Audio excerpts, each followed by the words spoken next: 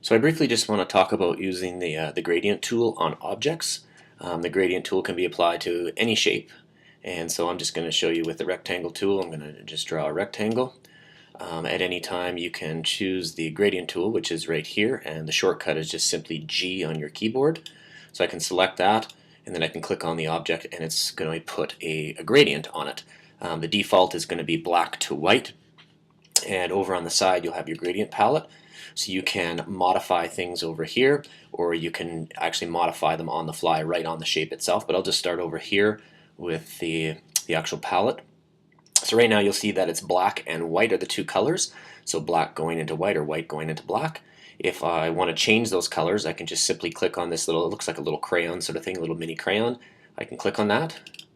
And once I double click on that, then I can choose a different color. So I can go, say, for example, go green, and then you'll see that it's going to go from white to green.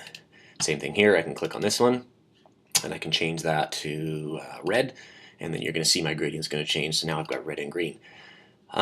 This little object right here looks like just like a little diamond shape. That just determines where the change is going to be, going from green to red or from those two colors. So I can drag it one way, and you'll see that I can make it so that it's not very red and mostly green, or I can drag it the other way and make this gradient so that it's mostly red and only a little bit of green. The other thing that I can do is I can simply add another color. So just underneath of the bar right here, I can simply click, and then I can add another color into that. So let's say, for example, I'm going to go with black.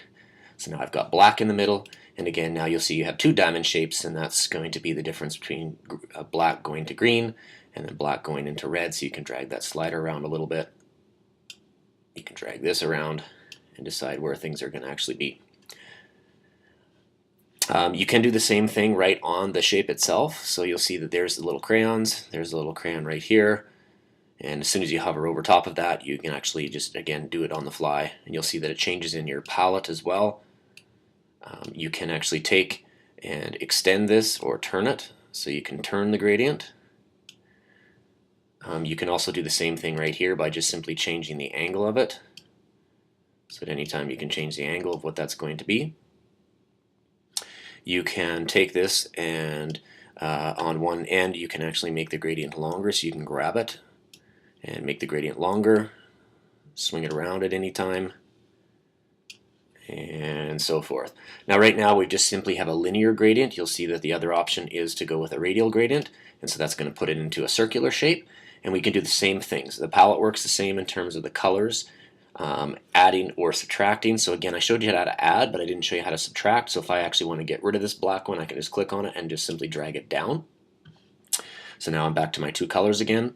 So I can add one, I can add another one, and at any time I can simply drag those off of the screen at any time. Same thing goes, I can make the gradient bigger, make it smaller, and so forth. And you can actually take the object and you can move it down, so you can move it down to a corner to get this type of fill, kind of a little mini sunset down at the bottom, and then going up into your green at the top. And so that is the gradient tool.